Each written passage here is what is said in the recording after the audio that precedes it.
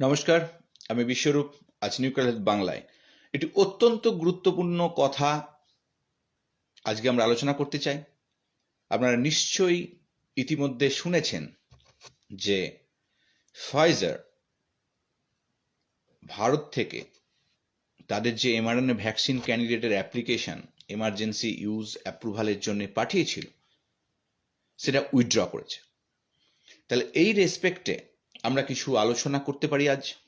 খুবই গুরুত্বপূর্ণ ইস্যু। তো আপনারা হয়তো এটা জানেন না যে ফাইজারই প্রথম ভারতবর্ষে এমার্জেন্সি ইউজ অ্যাপ্রুভালের জন্য অ্যাপ্লাই করেছিল।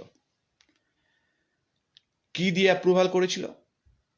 ফাইজার যে গ্লোবালি যে তাদের যে ট্রায়ালটা করেছিল তাদের এমআরএনএ ভ্যাকসিন ক্যান্ডিডেটকে নিয়ে, যেটা ইউএসএতে প্রথম এমার্জেন্সি ইউজ অ্যাপ্রুভাল পেয়েছিল, সে যে গ্লোবাল একটা ট্রায়াল, তার যে এফিকেসি এবং তাদের যা এফিকেসি 95% এফিকেসি দেখিয়েছে গ্লোবাল ট্রায়ালে, সেই ডেটা দিয়েই কিন্তু প্রথম ভারতবর্ষে এমার্জেন্সি ইউজ অ্যাপ্রুভাল চেয়েছিল।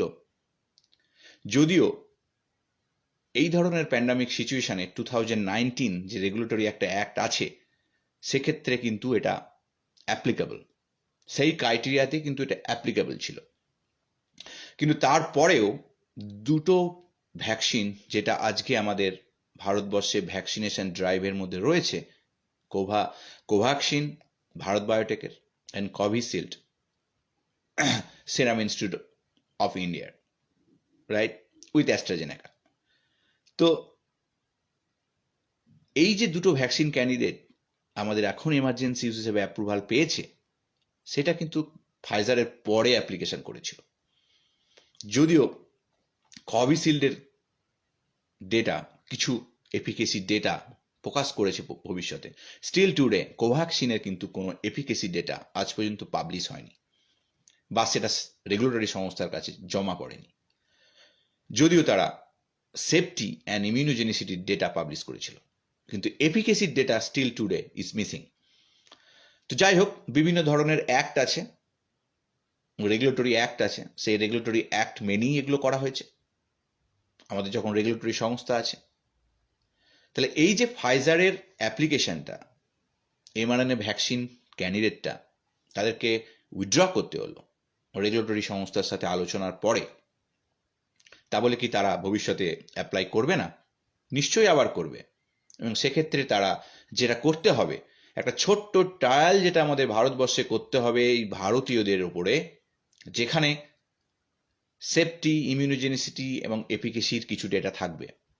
যদিও ফাইজার 30,000-এর ওপর ভলেন্টিয়ারের ওপর তাদের ট্রায়াল চালাচ্ছে গ্লোবালি, এবং তারা অলরেডি পাবলিশড ফেজ 3 ডেটা পর্যন্ত, তারা এফিকেসি ডেটা পর্যন্ত পাবলিশ করেছে, যে 95%-এর কাছাকাছি তাদের এফিকেসি আছে। এবং আপনারা নিশ্চয়ই দেখেছেন যে আমি গতকাল একটা পোস্ট করেছিলাম আমাদের এই প্ল্যাটফর্মে। প্রথম শট, যেহেতু আমি স্বাস্থ্য মানে হসপিটালের সাথে রিসার্চে কাজ করি, তো আমরা পেয়েছি, সেটা হচ্ছে আমিও নিলাম ফাইজারের এমআরএনএ ভ্যাকসিন ক্যান্ডিডেটটি ফার্স্ট ডোজ।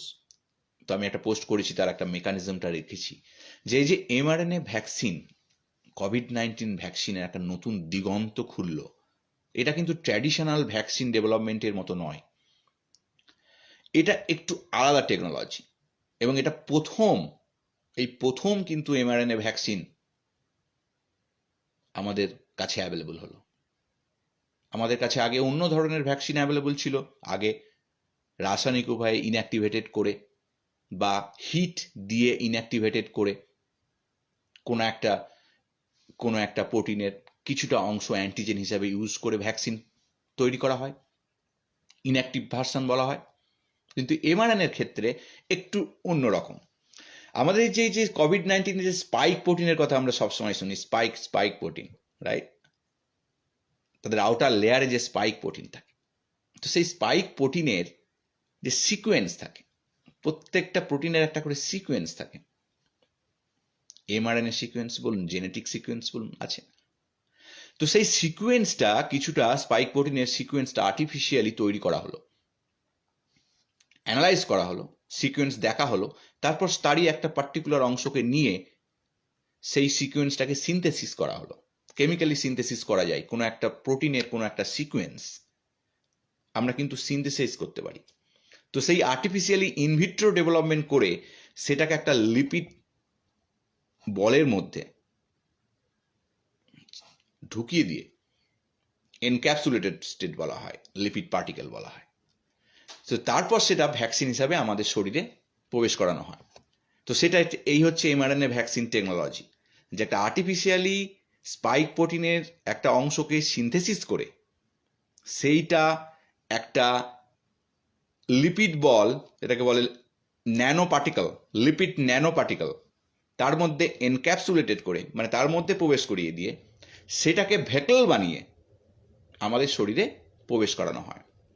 তার ফলে কি হয়, আমাদের শরীরে ঢুকে প্রবেশ করে, সেলের মধ্যে প্রবেশ করে আমাদের সিস্টেমে লাগিয়ে এই যে এমআরএনএ সিকোয়েন্সটা গেল ট্রান্সলেশন হয়ে প্রোটিন তৈরি হয়। আমাদের একটা সেন্ট্রাল ডগমা আছে, রেপ্লিকেশন, ট্রান্সলেশন, ট্রান্সক্রিপশন। সেখানে ট্রান্সলেশন হয়ে প্রোটিন তৈরি হয়। সেই প্রোটিনটা স্পাইক প্রোটিনের একটা অংশ তৈরি হলো। তাহলে এই স্পাইক প্রোটিনের অংশটা আর্টিফিশিয়ালি আমাদের শরীরে তৈরি হলো, তার এগেনস্টে আমাদের শরীরে কি হলো, প্রিভেন্টিভ অ্যান্টিবডি তৈরি হলো, মানে ইমিউনো রেসপন্স তৈরি হলো। এই স্পাইক প্রোটিনের এগেনস্টে ইমিউনো রেসপন্স তৈরি হলো, আমাদের শরীরে ইমিউনিটি তৈরি হলো। তখন যখন কোনো ফরেন কোভিড-19 অ্যাজ এ হোল, যখন একটা ভাইরাস আমাদেরকে এন্ট্রি নিচ্ছে, তখন তার বিরুদ্ধে প্রতিরোধ গড়ে তুলবে। এটা হচ্ছে এমআরএনএ ভ্যাকসিনের ফান্ডামেন্টাল স্টোরি, ফান্ডামেন্টাল মেকানিজম। এবং এটা কিন্তু শুধু ফাইজারের ক্ষেত্রে না, মডার্নার ক্ষেত্রেও কিন্তু সিমিলার টেকনোলজি ইউজ করা হয়েছে। এবার ডিফারেন্ট কোম্পানির ডিফারেন্ট সিকোয়েন্স নিতে পারে, স্পাইক প্রোটিনের টার্গেট রিজন আলাদা হতে পারে, কারণ স্পাইক প্রোটিন তো অনেকটা বড়, ক্ষুদ্র একটা অ্যামাইনো অ্যাসিডের সিকোয়েন্স নিয়েছিল যেটাকে টার্গেট করেছিল সিনথেসিস করে।